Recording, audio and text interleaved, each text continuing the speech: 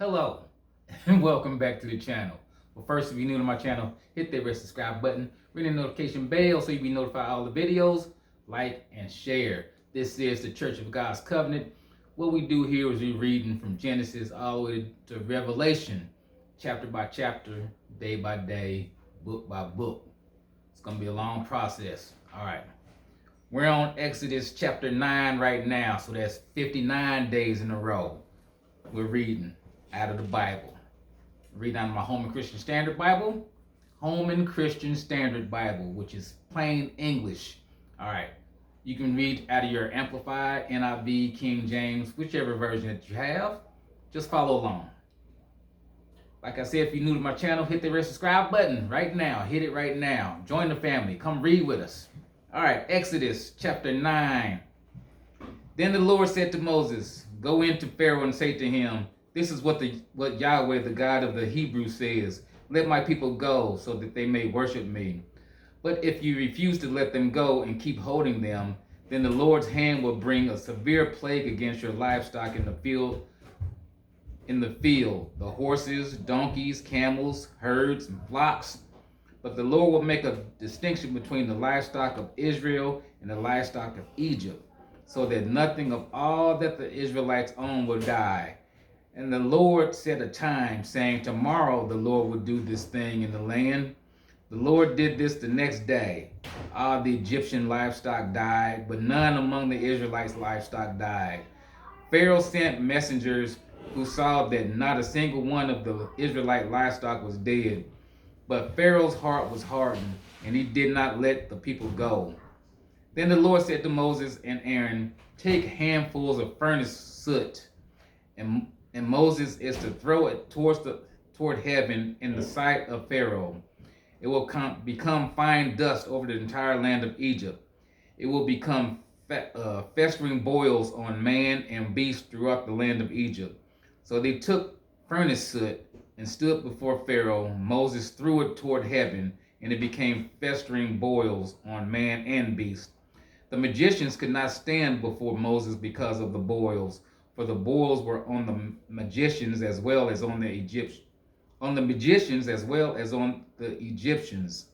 But the Lord hardened Pharaoh's heart, and he did not listen to them, as the Lord had told Moses. Then the Lord said to Moses, get up early in the morning and present yourself to Pharaoh. Tell him, this is what Yahweh, the God of the Hebrews, says. Let my people go so that they may worship me. Otherwise, I am going to send all my plagues against you, your officials, and your people.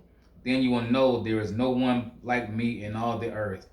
By now, I could have stretched out my hand and struck you and your people with the plague, and you would have been obliterated from the earth.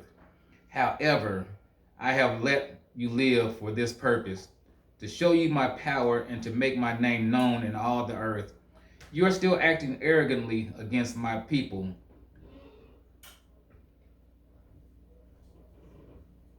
by not letting them go.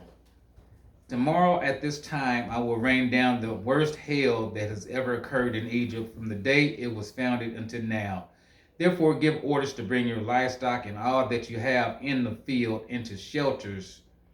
Every person and animal that is in the field and not brought inside will die when the hail falls on them.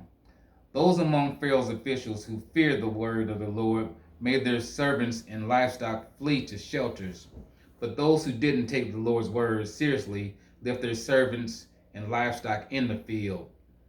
Then the Lord said to Moses, stretch out your hand toward heaven and let there be hail throughout the land of Egypt, on man and beast, and every plant of the field in the land of Egypt. So Moses stretched out his staff toward heaven, and the Lord sent thunder and hail. Lightning struck the earth, and the Lord rained hail on the land of Egypt. The hail with lightning flashing through it was so severe that nothing like it had occurred in the land of Egypt since it had become a nation. Throughout the land of Egypt, the hail struck down everything in the field, both man and beast. The hail beat down every plant of the field and shattered every tree in the field. The only place it didn't hail was in the land of Goshen, where the Israelites were. Pharaoh sent for Moses and Aaron. I have sinned this time, he said to them.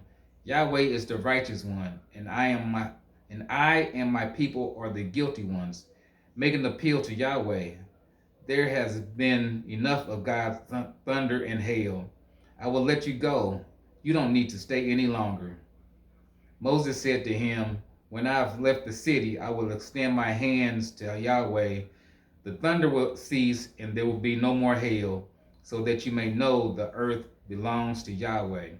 But as for you and your officials, I know that you still do not fear Yahweh our God. The flax and the barley were destroyed because the barley was ripe and the flax was budding, but the wheat and the spelt were not destroyed since they are later crops. Moses went out from Pharaoh and the city and extended his hands to the Lord. Then the thunder and hail ceased, and rain no longer poured down on the land. When Pharaoh saw that the rain, hail, and thunder had ceased, he sinned again and hardened his heart, he and his officials. So Pharaoh's heart hardened, and he did not let the Israelites go, as the Lord had said through Moses. Exodus 9, 1 through 35. Easy read. We're getting there. We're getting there. Almost through the plagues. Tomorrow gonna be some more plagues. Chapter 10, Exodus. Come join me.